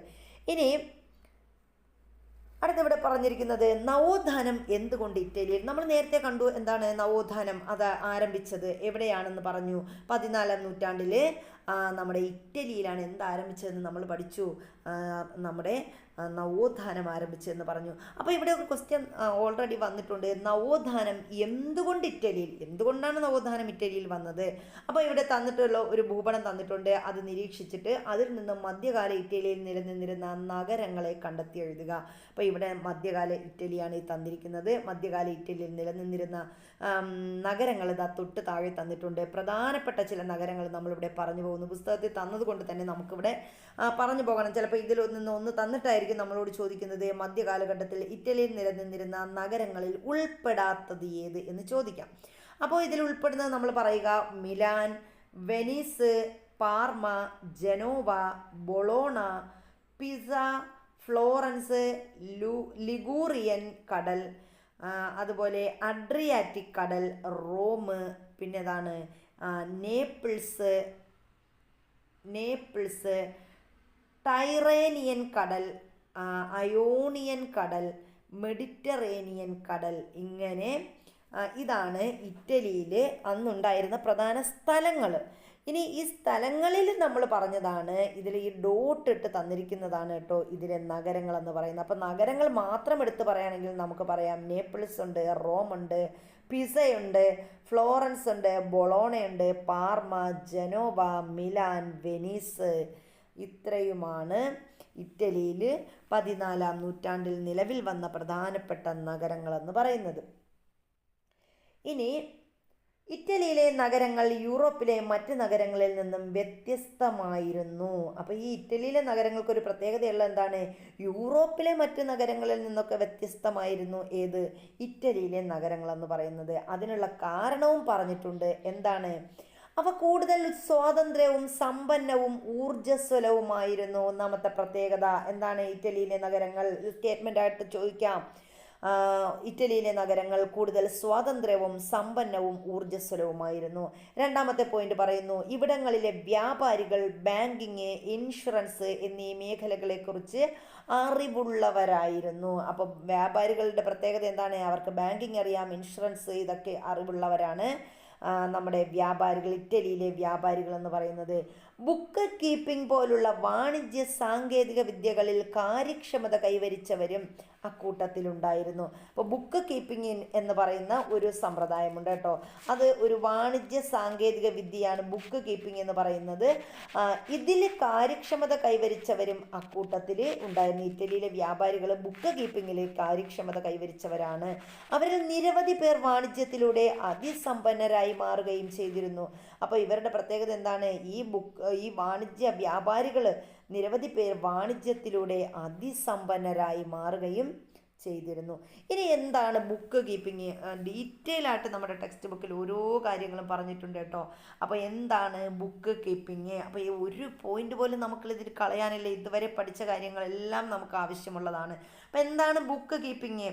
ഒരു സ്ഥാപനത്തിൻ്റെ വരവും ചെലവും ദൈനംദിന അടിസ്ഥാനത്തിൽ ക്രമമായി രേഖപ്പെടുത്തുന്നതിനെയാണ് ബുക്ക് കീപ്പിംഗ് എന്ന് പറയുന്നത്. അപ്പം നമ്മൾ എന്ത് ചെയ്യുന്നു? ഒരു സ്ഥാപനത്തിൻ്റെ വരവ് ചെലവ് ആക്കാനായിട്ട് ബുക്ക് സൂക്ഷിക്കുമല്ലോ. ഇപ്പോൾ കടകളിലായാലും സൊസൈറ്റികളിലായാലും അങ്ങനെ പൊതുസ്ഥാപനങ്ങളിലായാലും ഇപ്പോൾ റേഷൻ കടയിലൊക്കെ പോകുന്നവർക്കാണെങ്കിൽ അവിടെ ഒരു ബുക്കുണ്ട്, റെക്കോർഡുണ്ട്. അപ്പം ഇതാണ് ബുക്ക് കീപ്പിംഗ് എന്ന് പറയുന്നത്. നമ്മൾ ചുരുക്കത്തിൽ പറഞ്ഞാൽ നമുക്ക് എളുപ്പം മനസ്സിലാവാനായിട്ടാണ് ഞാനിത് പറഞ്ഞത്. അപ്പോൾ ഒരു സ്ഥാപനത്തിൻ്റെ വരവും ചെലവും ദൈനംദിന അടിസ്ഥാനത്തിൽ ക്രമമായി രേഖപ്പെടുത്തുന്നതിനെയാണ് ബുക്ക് കീപ്പിംഗ് എന്ന് പറയുന്നത്. അക്കൗണ്ടിങ്ങിൻ്റെ ആദ്യ നടപടിയാണ് ബുക്ക് കീപ്പിംഗ്. അപ്പോൾ ബുക്ക് കീപ്പിംഗ് എന്ന് പറഞ്ഞാൽ മനസ്സിലായല്ലോ. അക്കൗണ്ടിങ്ങിൻ്റെ ആദ്യ നടപടി എന്ത് എന്ന് ചോദിച്ചാൽ നമ്മൾ പറയുക അത് ബുക്ക് കീപ്പിംഗ് ആണ്. അടുത്ത് 11-ാം നൂറ്റാണ്ടോടെ യൂറോപ്പിലുണ്ടായ വാണിജ്യവൽക്കരണം മധ്യകാല ഫ്യൂഡൽ വ്യവസ്ഥയുടെ തകർച്ചയ്ക്കും മതമേധാവിത്വത്തിൻ്റെ ശക്തി ക്ഷയിക്കുന്നതിനും കാരണമായി. അപ്പം നമ്മുടെ 11-ാം നൂറ്റാണ്ടായപ്പോഴാണ് യൂറോപ്പിൽ എന്തുണ്ടായത്? വാണിജ്യവൽക്കരണം ഉണ്ടായത്. ഈ വാണിജ്യവൽക്കരണം ഉണ്ടായപ്പോൾ എന്ത് ചെയ്തു? അത് മധ്യകാല ഫ്യൂഡൽ വ്യവസ്ഥയുടെ തകർച്ചയ്ക്ക് കാരണമായി, മതമേധാവിത്വത്തിൻ്റെ ശക്തി ക്ഷയിക്കുന്നതിനും കാരണമായി. അപ്പോൾ ഇത് സമ്പന്നരായ ഒരു വിഭാഗത്തിൻ്റെ ഉയർച്ചയ്ക്കും ആധിപത്യത്തിനുമിടയാക്കി. ഇങ്ങനെ മതമേധാവിത്വം തകർന്നു, മധ്യകാല ഫ്യൂഡൽ വ്യവസ്ഥ തകർന്നു. ഇങ്ങനെ വന്നപ്പോൾ എന്ത് ചെയ്തു? കുറേ ആളുകളുടെ കയ്യിൽ ഒരുപാട് പണമുണ്ടായിരുന്നു. ഈ ഒരു വിഭാഗം എന്ത് ചെയ്തു? ഉയർന്നു വന്നു. അതുപോലെ അവർ ആധിപത്യത്തിന് കാരണമായി. വാണിജ്യ പുരോഗതിയുടെ ഫലമായി ഇറ്റലിയിൽ നിരവധി സമ്പന്ന കുടുംബങ്ങൾ ഉയർന്നു വന്നു. അപ്പോൾ വാണിജ്യമാണ്, വ്യാപാരമാണ്. വ്യാപാരം വന്നപ്പോൾ എന്ത് ചെയ്തു? നിരവധി സമ്പന്ന കുടുംബങ്ങൾ എവിടെ ഉയർന്നു വന്നു? ഇറ്റലിയിൽ ഉയർന്നു വന്നു. ഇവർ രാഷ്ട്രീയ അധികാരത്തിൻ്റെ ഒരു പങ്ക് ആവശ്യപ്പെട്ടു. അപ്പോൾ ഈ സമ്പന്നവർഗം എന്ത് ചെയ്തു? രാഷ്ട്രീയ അധികാരത്തിൻ്റെ ഒരു പങ്ക് ആവശ്യപ്പെട്ടു. ഇത്തരത്തിൽ ഉയർന്നു വന്ന കുടുംബങ്ങളും അവ വളർന്നു വന്ന നഗരങ്ങളുമാണ് ഇനി നമ്മൾ പറയുന്നത്. അപ്പോൾ നമ്മൾ പറഞ്ഞത് എന്താണ്? 11-ാം നൂറ്റാണ്ടായപ്പോൾ യൂറോപ്പിൽ വാണിജ്യവൽക്കരണം ഉണ്ടായി. അത് മധ്യകാല ഫ്യൂഡൽ വ്യവസ്ഥയെ തകർത്തു, മേധാവിത്വത്തിൻ്റെ ശക്തി ക്ഷയിക്കാൻ കാരണമായി. അങ്ങനെ വന്നപ്പോൾ എന്ത് ചെയ്തു? ഒരു വിഭാഗം സമ്പന്നർ ഉയർന്നു വന്നു. അവർ വാണിജ്യ പുരോഗതിയുടെ ഫലമായി ഇറ്റലിയിലെ സമ്പന്ന കുടുംബങ്ങളായിട്ടാണ് വന്നത്. ഇവർക്ക് രാഷ്ട്രീയ അധികാരത്തിൻ്റെ ഒരു പങ്ക് അവർ ആവശ്യപ്പെട്ടു. അങ്ങനെ ഉയർന്നു വന്ന കുടുംബങ്ങളും അവ വളർന്നു വന്ന നഗരങ്ങളും ഏതൊക്കെയാണ്? ഇത് ഇമ്പോർട്ടൻ്റ് ആണ് കേട്ടോ. അതാണ് നമ്മളിവിടെ പറയാൻ പോകുന്നത്. ഇറ്റാലിയൻ കുടുംബങ്ങൾ നേരത്തെ വളർന്നു വന്നെന്ന് പറഞ്ഞല്ലോ. വ്യാപാരത്തിൻ്റെ ഫലമായിട്ട് സമ്പന്ന കുടുംബങ്ങൾ, അവയാണ് നമ്മൾ പറയുന്നത്. അവ ഏതൊക്കെ നഗരങ്ങളിലാണ് ഈ സമ്പന്ന കുടുംബങ്ങൾ വളർന്നു വന്നതും എന്നാണ് നമ്മൾ പറയാൻ പോകുന്നത്. അതിൽ ഒന്നാമത്തെ ഇറ്റാലിയൻ കുടുംബമാണ് മെഡിച്ചി. അപ്പോൾ ഇത് ശ്രദ്ധിക്കുക, ഒന്ന് ശ്രദ്ധിച്ച് പഠിച്ചു പോകണം കേട്ടോ. ഈ കുടുംബങ്ങളൊക്കെ മെഡിച്ചി എവിടെയാണ് വളർന്നു വന്നത്? ഫ്ലോറൻസിലെ ഒരു കുടുംബമാണ് മെഡിച്ചി എന്ന് പറയുന്നത്. ഫ്ലോറൻസ്, മെഡിച്ചി. ഇനി സ്പോർട്സ് ഒന്നും അല്ല കേട്ടോ. എന്നാലും നമ്മൾ സ്പോർട്സ് എന്ന് ആലോചിച്ച് വെച്ച് കഴിഞ്ഞാൽ നമുക്ക് എന്ത് കിട്ടും? മിലാൻ ക്ലബ്ബൊക്കെ ഉണ്ട്. സ്പോർട്സുമായിട്ട് ബന്ധപ്പെട്ടതാണ് നമ്മളെ മിലാൻ ക്ലബ്ബ് എന്നൊക്കെ പറയുന്നത്. അപ്പോൾ അതുമായി ബന്ധപ്പെട്ട ഇത് സ്പോർട്സ് ആണ് കേട്ടോ. സ്പോർട്സ എന്ന് പറയുന്നത് മിലാനാണ്. മിലാൻ ഇറ്റലിയിലെ സ്പോർട്സ് മിലാനിലാണ്. ഇനി ഫർണീസി, പാർമ. അപ്പോൾ ഈ വാക്കുകളൊക്കെ അതുമായിട്ട് ചേർന്ന് വരുന്ന കേട്ടോ. ഫർണീസി, പാർമ. അപ്പോൾ ഫാർമസി എന്നൊക്കെ നമുക്ക് ഫർണീസി എന്ന് കേൾക്കുമ്പോൾ ഒരു ഫാർമസി എന്നൊക്കെ നിങ്ങൾക്ക് ഓർമ്മ വരുന്നുണ്ടെങ്കിൽ പാർമ കിട്ടും നമുക്ക്. അപ്പോൾ ഫർണീസി, പാർമ. അപ്പോൾ ഫാർമസി എന്ന് അതിന് നമ്മൾ എടുത്താൽ മതി, ഫാർമസി. അപ്പോൾ ഫർണീസി, പാർമയാണെന്ന് വരും. ഇനി ഓർസീനി എന്താണ്? നേപ്പിൾസ് ആണ്. നേപ്പിൾസ്. അപ്പോൾ നമുക്ക് ഓർമ്മ കൂടുതൽ കിട്ടാൻ ആപ്പിളൊക്കെ മേടിച്ച് കഴിച്ചാൽ മതി കുട്ടികളെ. അപ്പോൾ ഓർസീനി നേപ്പിൾസ് ആണെന്ന് നമുക്ക് കിട്ടും. ഇനി വിസ്കൊന്തി വിസ്കൊന്തി വിസ്കൊന്തി എന്ന് പറയുന്ന കുടുംബം എവിടെയാണ് വളർന്നു വന്നത്? മിലാനിലെ ഒരു കുടുംബമാണ് വിസ്കൊന്തി എന്ന് പറയുന്നത്. അപ്പോൾ ഇതാണ് നമ്മുടെ ഇറ്റാലിയൻ കുടുംബങ്ങളും അവ വളർന്നു വന്ന നഗരങ്ങളും. അപ്പോൾ ഇത് നിങ്ങൾ ഒന്നുകൂടി ആവർത്തിച്ച് കാണുക. എന്താണ് ഒന്നുകൂടി ഞാൻ പറയാം: Medici, Florence, Sforza, Milan, Farnese, Parma, Orsini, Naples, Visconti, Milan. ഇതാണ് ഇറ്റാലിയൻ കുടുംബങ്ങളും അവ വളർന്നു വന്ന നഗരങ്ങളും. ഇനി മധ്യകാലത്ത് നടന്ന കുരിശ് യുദ്ധങ്ങൾ കിഴക്കും പടിഞ്ഞാറും തമ്മിലുള്ള സംസ്കാര വിനിമയത്തിന് വഴിതെളിച്ചു. അപ്പോൾ കുരിശ് യുദ്ധങ്ങൾ എന്താണ്? കുരിശ് യുദ്ധങ്ങൾ എന്ന് ഇവിടെ പറഞ്ഞിട്ടുണ്ട്. മധ്യകാലത്ത് നടന്ന കുരിശ് യുദ്ധങ്ങൾ എന്ത് ചെയ്തു? കിഴക്കും പടിഞ്ഞാറും തമ്മിലുള്ള സംസ്കാര വിനിമയത്തിന് വഴിതെളിച്ചു. കിഴക്കൻ ലോകത്തെ സംസ്കാരങ്ങൾ, നഗരങ്ങൾ, അവിടങ്ങളിലെ ജനജീവിതം തുടങ്ങിയവയുമായി ഇറ്റാലിയൻ നഗരങ്ങൾ പരിചയത്തിലായി. അപ്പോൾ കിഴക്കൻ സംസ്കാരങ്ങളും പടിഞ്ഞാറൻ സംസ്കാരങ്ങളും ഒക്കെ തമ്മിൽ ഇവർക്ക് ആശയവിനിമയം, സംസ്കാര വിനിമയം വന്നപ്പോൾ ഇവരെന്ത് ചെയ്തു?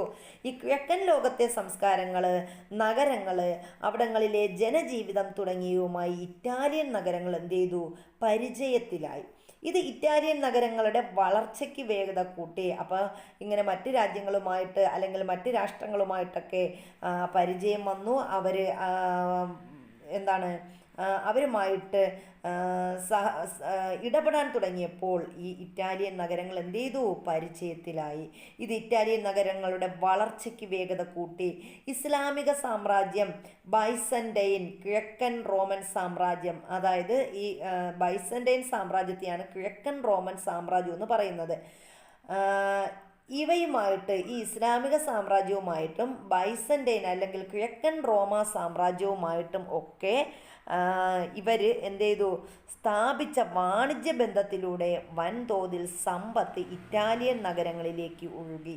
അപ്പോൾ ഇവർ ഇറ്റാലിയൻ നഗരങ്ങൾ എന്ത് ചെയ്തു? ഇവർ ഇസ്ലാമിക സാമ്രാജ്യവുമായും ബൈസൻറ്റൈൻ സാമ്രാജ്യവുമായിട്ടൊക്കെ എന്ത് ചെയ്തു? വാണിജ്യബന്ധം സ്ഥാപിച്ചു. ഇങ്ങനെ വന്ന വാണിജ്യബന്ധം എന്ത് ചെയ്തു? വൻതോതിൽ സമ്പത്ത് ഇറ്റാലിയൻ നഗരങ്ങളിലേക്ക് ഒഴുകാൻ തുടങ്ങി. കാലാന്തരത്തിൽ മെഡിറ്ററേനിയൻ പ്രദേശം കേന്ദ്രീകരിച്ച് നിലനിന്നിരുന്ന കിഴക്കും പടിഞ്ഞാറും തമ്മിലുള്ള വാണിജ്യത്തിൻ്റെ കുത്തക ഇറ്റാലിയൻ നഗരങ്ങളിലെ കച്ചവടക്കാരുടെ നിയന്ത്രണത്തിലായി. അപ്പോൾ മറ്റ് രാജ്യങ്ങളുമായിട്ടൊക്കെ എന്ത് ചെയ്തു? വ്യാപാര ബന്ധമൊക്കെ ആയപ്പം ഇവരെന്ത് ചെയ്തു? ഇവിടെ നിന്ന് ഒരുപാട് സമ്പത്ത് ഇറ്റലിയിലേക്ക് ഒഴുകി വന്നു. അങ്ങനെ എന്താ കാലാന്തരത്തിൽ മെഡിറ്ററേനിയൻ പ്രദേശം കേന്ദ്രീകരിച്ച് നിലനിന്നിരുന്ന കിഴക്കും പടിഞ്ഞാറും തമ്മിലുള്ള വാണിജ്യത്തിൻ്റെ കുത്തക ആരുടെ കൈവശമായി? ഇറ്റാലിയൻ നഗരങ്ങളിലെ കച്ചവടക്കാരുടെ നിയന്ത്രണത്തിലായി. അപ്പോൾ ഇനി ഇവിടെ ഒരു കോളത്തിൽ എന്താണ് കുരിശ് യുദ്ധങ്ങളെന്ന് തന്നിട്ടുണ്ട്. ജസ്റ്റ് നമുക്കതൊന്ന് നോക്കിപ്പോകാം.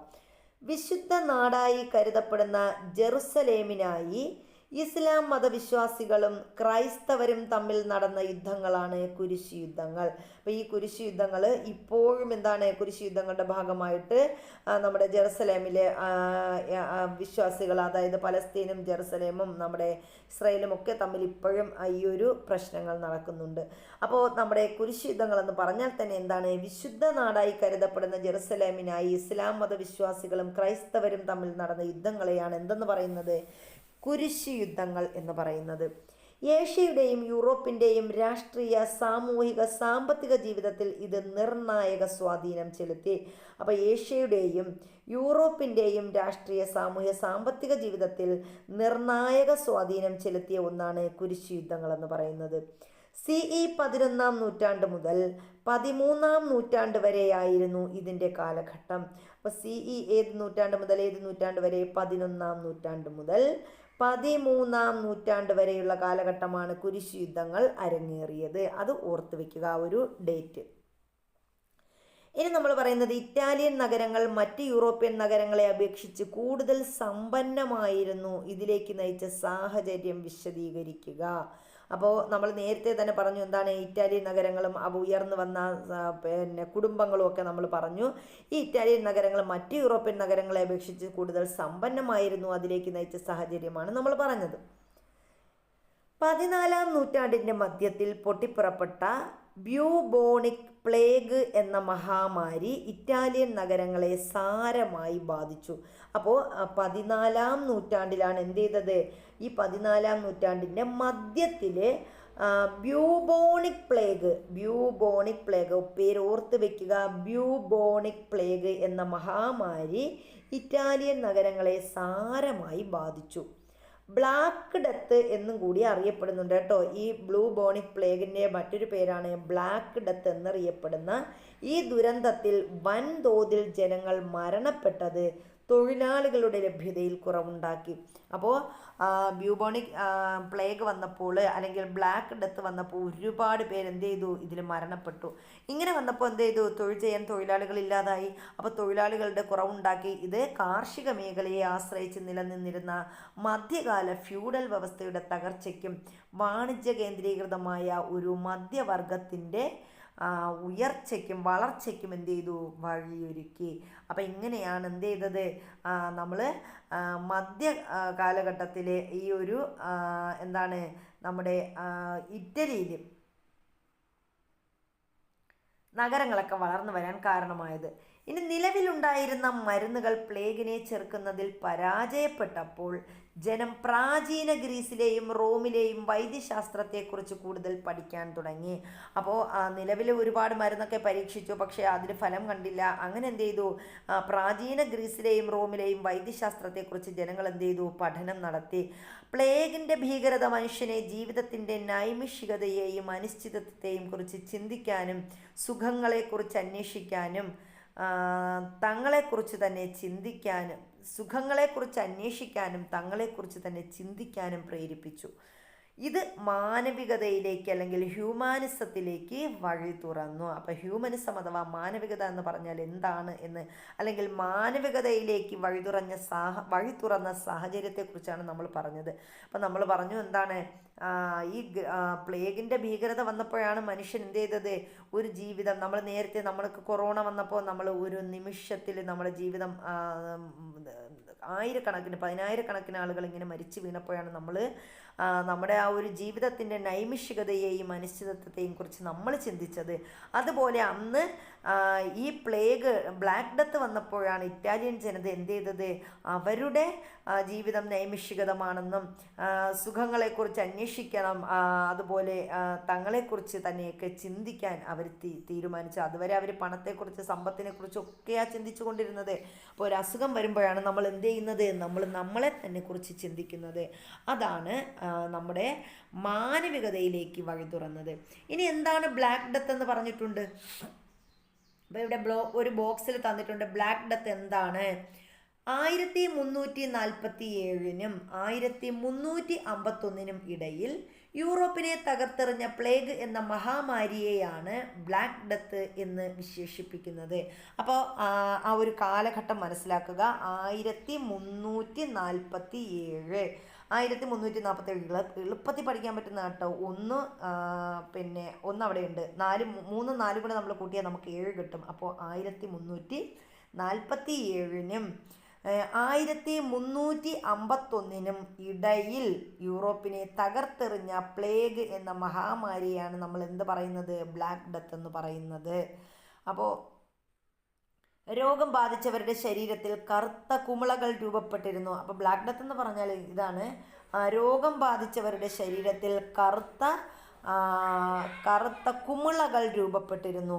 ഇതിനാലാണ് ഈ ദുരന്തം കറുത്ത മരണം എന്നറിയപ്പെട്ടത്. അപ്പോൾ ഇതുകൊണ്ട് ഈ ദുരന്തം അറിയപ്പെട്ടിരുന്ന പേരാണ് കറുത്ത ദുരന്തം എന്ന പേരിലാണ് ഇത് അറിയപ്പെട്ടിരുന്നത്. വാണിജ്യത്തിനായി വന്ന കപ്പലുകളിലൂടെ എത്തിയ എലികളുടെ ചെള്ള് വഴിയാണ് യൂറോപ്പിൽ പ്ലേഗ് പടർന്നു പിടിച്ചത്. അപ്പോൾ യൂറോപ്പിൽ പ്ലേഗ് പടർന്നു പിടിക്കാനുള്ള ഒരു പ്രധാന കാരണം എന്താണ്? നമ്മുടെ വാണിജ്യത്തിനായി വന്ന കപ്പലുകളിലൂടെ എത്തിയ എലികളുടെ ചെള്ള് വഴിയാണ് യൂറോപ്പിൽ പ്ലേഗ് പടർന്നു പിടിച്ചത്. അപ്പോൾ യൂറോപ്പിൽ പ്ലേഗ് പടർന്നു പിടിക്കാനുള്ള കാരണമാണ് നമ്മളിവിടെ പറഞ്ഞത്. ഇനി യൂറോപ്യൻ നവോത്ഥാനം ഒരു കൊളോണിയൻ കാഴ്ചപ്പാട് എന്ന് പറഞ്ഞിട്ടൊരു ബോക്സിൽ ഇവിടെ തന്നിട്ടുണ്ട്. അതുകൂടി നമുക്ക് പറയാം. യൂറോപ്പ് കേന്ദ്രീകരിച്ചാണ് നവോത്ഥാനം ആരംഭിച്ചത്. യൂറോപ്പ് കേന്ദ്രീകരിച്ചാണ് നവോത്ഥാനം ആവിർഭവിച്ചത് എന്ന ആശയത്തിനെതിരായി ഇന്ന് നിരവധി അഭിപ്രായങ്ങൾ ഉയർന്നു വരുന്നുണ്ട്. ജോർജ് ജെയിംസിൻ്റെ സ്റ്റോളൻ ലെഗസി, മാർട്ടിൻ ബർണലിൻ്റെ black Athena, the Afro Asiatic roots of classic civilisation എന്നീ ഗ്രന്ഥങ്ങൾ ഈ അഭിപ്രായം പങ്കുവയ്ക്കുന്നവയാണ്. യൂറോപ്പ് മാത്രം ശരിയും മറ്റെല്ലാം തെറ്റുമാണ്, അല്ലെങ്കിൽ യൂറോപ്യർ മാത്രം പരിഷ്കൃതരും മറ്റെല്ലാവരും അപരിഷ്കൃതരുമാണ് എന്ന് വരുത്തി തീർക്കാനാണ് കൊളോണിയൽ ചരിത്രകാർ ശ്രമിക്കുന്നതെന്നാണ് ഇവർ വാദിക്കുന്നത്. അപ്പോൾ നമ്മൾ പറഞ്ഞത് എന്താണ്? യൂറോപ്യൻ നവോത്ഥാനം കൊളോണിയൻ കാഴ്ചപ്പാടിൽ എന്താണ് പറഞ്ഞത്? യൂറോപ്പ് കേന്ദ്രീകരിച്ചാണ് നവോത്ഥാനം ആവിർഭവിച്ചെന്ന ആശയത്തിനെതിരായിട്ട് ഉയർന്നു വന്ന അഭിപ്രായങ്ങൾ. ആരുടെയൊക്കെ പുസ്തകങ്ങളാണ് ഇത്? നമ്മളത് എടുത്ത് തന്നെ പഠിക്കണം. ജോർജ് ജെയിംസിൻ്റെ സ്റ്റോളൻ ലെഗസി. അപ്പോൾ സ്റ്റോളൻ ലെഗസി എന്ന പുസ്തകം എഴുതിയതാരാണ്? ജോർജ് ജെയിംസ് ആണ്. മാർട്ടിൻ ബർണലിൻ്റെ ബ്ലാക്ക് അഥീന. ബ്ലാക്ക് അഥീന എന്ന് പറയുന്ന ആരാ എഴുതിയത്? മാർട്ടിൻ ബർണലിൻ്റെ പുസ്തകമാണ് black Athena. The Afro Asiatic roots of classic civilisation എന്നീ ഗ്രന്ഥങ്ങൾ ആണ് മാർട്ടിൻ ബർണലിൻ്റെ. അപ്പം മാർട്ടിൻ ബർണലിൻ്റെ 2 പുസ്തകങ്ങളുണ്ട്. Black Athena, the Afro Asiatic roots of classic civilisation എന്ന ഒരു പുസ്തകമാണ് കേട്ടോ മാർട്ടിൻ ബർണലിൻ്റെ. അപ്പം നമ്മൾ ബ്ലാക്ക് അഥീന എന്നെങ്കിലും പഠിച്ചു വെക്കുക. ഇനി the Afro Asiatic roots of classic civilisation എന്നത് നമ്മുടെ മാർട്ടിൻ ബർണലിൻ്റെ പുസ്തകം. സ്റ്റോളൻ ലെഗസി ആരുടേതാണ്? ജോർജ് ജെയിംസിൻ്റെ പുസ്തകമാണ്. അപ്പോൾ ഈ പുസ്തകങ്ങളൊക്കെ പറയുന്നത് എന്താണ്? നമ്മുടെ യൂറോപ്പ് മാത്രം ശരി മറ്റെല്ലാം തെറ്റുമാണ് എന്നൊക്കെയാണ് ഇവർ പറയുന്നത്. അപ്പോൾ അല്ലെങ്കിൽ യൂറോപ്യന്മാർ മാത്രം പരിഷ്കൃതരും മറ്റെല്ലാവരും അപരിഷ്കൃതരുമാണ് എന്ന് വരുത്തി തീർക്കാനാണ് കൊളോണിയൽ ചരിത്രകാരന്മാർ ശ്രമിക്കുന്നത് എന്നാണ് ആര് പറഞ്ഞത്? ഈ പുസ്തകങ്ങളിലൂടെ നമ്മുടെ മാർട്ടിൻ ബർണയും നമ്മുടെ ജോർജ് ജെയിംസും ഒക്കെ പങ്കുവച്ചത്. ഇനി 14-ാം നൂറ്റാണ്ടിൽ പൊട്ടിപ്പുറപ്പെട്ട പ്ലേഗ് യൂറോപ്പിൻ്റെ വിവിധ മേഖലകളിൽ ഉണ്ടാക്കിയ മാറ്റങ്ങൾ എന്തൊക്കെയാണെന്നാണ് നമ്മൾ പറയുന്നത്. എന്തൊക്കെ മാറ്റങ്ങളാണ് ഉണ്ടാക്കിയത്? നഗരങ്ങളിലെ സമ്പത്ത്, രാഷ്ട്രീയ സ്വാതന്ത്ര്യം, സാമൂഹിക ഐക്യം. അപ്പോൾ എന്തൊക്കെയാണ്? നഗരങ്ങളിലെ സമ്പത്ത്, രാഷ്ട്രീയ സ്വാതന്ത്ര്യം, സാമൂഹിക ഐക്യം തുടങ്ങിയവ ജനങ്ങളിൽ പൗരബോധവും ആത്മാഭിമാനവും വളർത്തി. അപ്പോൾ ഇതാണ് നമ്മുടെ പ്ലേഗ് യൂറോപ്പിൻ്റെ മേഖലയിലുണ്ടായ മാറ്റമാണ് നമ്മൾ പറയുന്നത്. അപ്പോൾ ജനങ്ങളിൽ പൗരബോധമുണ്ടാക്കി, ആത്മാഭിമാനം വളർത്തി. പ്രാചീന റോമാ സാമ്രാജ്യത്തിൽ നിലനിന്നിരുന്ന ക്രമസമാധാനം, ഭരണകൂടം എന്നിവയെ സംബന്ധിച്ച ആശയങ്ങൾ ഇറ്റലിയിൽ പ്രചരിച്ചു. അപ്പോൾ പ്രാചീന റോമാ സാമ്രാജ്യത്തിൽ നിലനിന്നിരുന്ന ക്രമസമാധാനം എങ്ങനെയുള്ളതാണ്, അവിടുത്തെ ഭരണകൂടം എങ്ങനെയുള്ളതാണ് എന്നൊക്കെയുള്ള ആശയങ്ങൾ ഇവിടെ പ്രചരിച്ചു, ഇറ്റലിയിൽ പ്രചരിച്ചു. പ്രാചീന റോമൻ നിയമങ്ങളിലും ലാറ്റിൻ ഭാഷയിലും പാണ്ഡിത്യമുണ്ടായിരുന്ന വിദ്യാസമ്പന്നരായ ഒരു വിഭാഗം എന്ത് ചെയ്തു? വാണിജ്യ പ്രവർത്തനങ്ങളിൽ ഏർപ്പെട്ടു. അപ്പോൾ പ്രാചീന റോമൻ നിയമങ്ങളിലും ലാറ്റിൻ ഭാഷയിലുമൊക്കെ പാണ്ഡിത്യമുണ്ടായിരുന്ന ആൾക്കാർ എന്ത് ചെയ്തു? വാണിജ്യ പ്രവർത്തനങ്ങളിലൊക്കെ വന്നു. തൽഫലമായി പ്രാചീന ഭാഷ, സാഹിത്യം, സ്ഥാപനങ്ങൾ, പൗരാണികത എന്നിവയിൽ ഇവർക്ക് താല്പര്യം ജനിച്ചു. അപ്പോൾ ഇങ്ങനെ വാണിജ്യ മേഖലയിലൊക്കെ ആളുകൾ വരുമ്പോൾ അവരുടെ ഭാഷ എന്ത് ചെയ്യും? മറ്റുള്ളവർ പെട്ടെന്ന് പഠിക്കുമല്ലേ. അപ്പോൾ ഇവിടെയും അങ്ങനെയാണ് സംഭവിച്ചത്. പ്രാചീന റോമൻ നിയമങ്ങളിലും ലാറ്റിൻ ഭാഷയിലും പാണ്ഡിത്യമുണ്ടായിരുന്ന സമ്പന്നരെന്ത് ചെയ്തു? വാണിജ്യ പ്രവർത്തനങ്ങളിൽ ഏർപ്പെട്ടതോടുകൂടി പ്രാചീന ഭാഷ, സാഹിത്യം, സ്ഥാപനങ്ങൾ, പൗരാണികത എന്നിവയിൽ ഇവർക്ക് താല്പര്യം ലഭിച്ചു. ഓരോ നഗരവും കലയുടെയും സാഹിത്യത്തിൻ്റെയും കേന്ദ്രങ്ങളാകാൻ ആഗ്രഹിച്ചു. പ്രാചീന റോമാ നഗരത്തിലെ ചിത്രങ്ങളും കയ്യെഴുത്ത് പ്രതികളും കെട്ടിടാവശിഷ്ടങ്ങളും രാജാക്കന്മാരുടെയും പുരോഹിതരുടെയും നേതൃത്വത്തിൽ കണ്ടെടുത്ത് സംരക്ഷിക്കപ്പെട്ടു. അപ്പോൾ അന്നുണ്ടായിരുന്ന എന്താണ്? നഗരങ്ങളും അതുപോലെ അതായത് പ്രാചീന റോമൻ നഗരങ്ങളിലെ ചിത്രങ്ങൾ, കയ്യെഴുത്ത് പ്രതികൾ, അവിടുത്തെ കെട്ടിടത്തിൻ്റെ അവശിഷ്ടങ്ങൾ രാജാക്കന്മാരുടെയും പുരോഹിതന്മാരുടെയും നേതൃത്വത്തിൽ എന്ത് ചെയ്തു? ഇതൊക്കെ കണ്ടെടുത്ത് സംരക്ഷിച്ചു.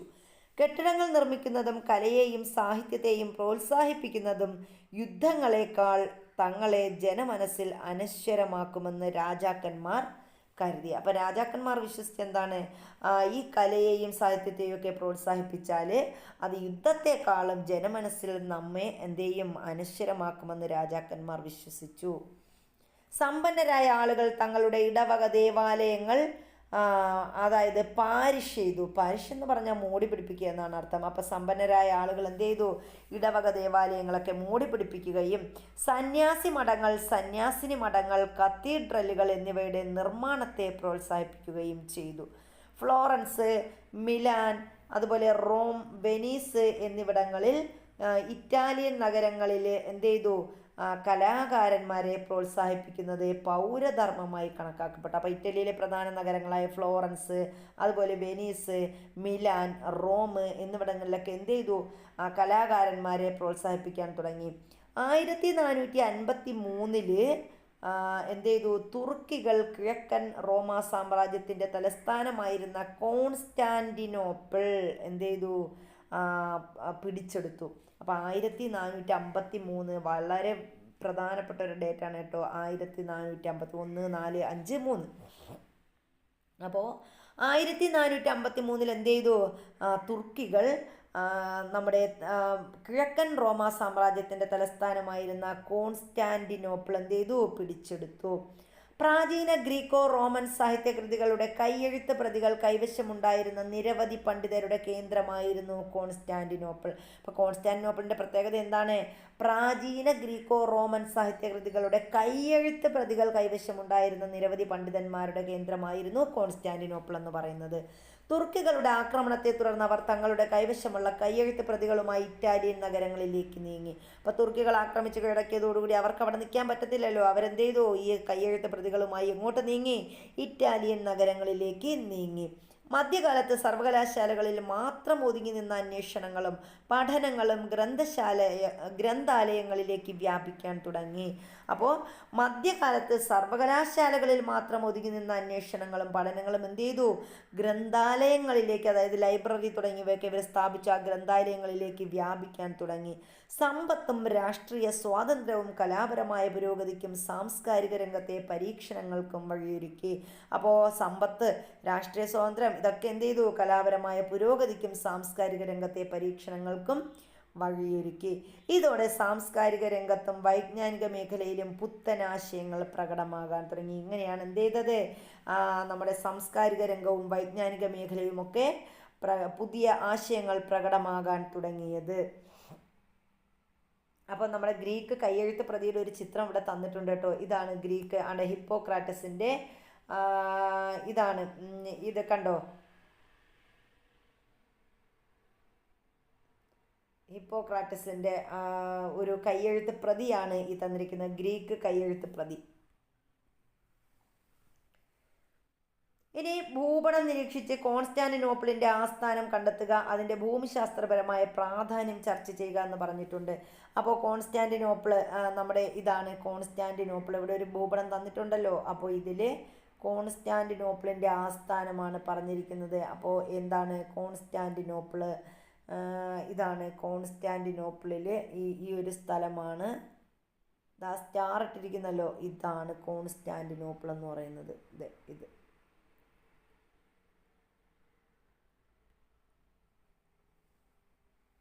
ഇനി തുർക്കികളുടെ കോൺസ്റ്റാന്റിനോപ്പിൾ ആക്രമണം ഇറ്റലിയുടെ വൈജ്ഞാനിക മേഖലയെ സ്വാധീനിച്ചത് എങ്ങനെയെന്നാണ് നമ്മൾ പറയുന്നത്. അടുത്തത്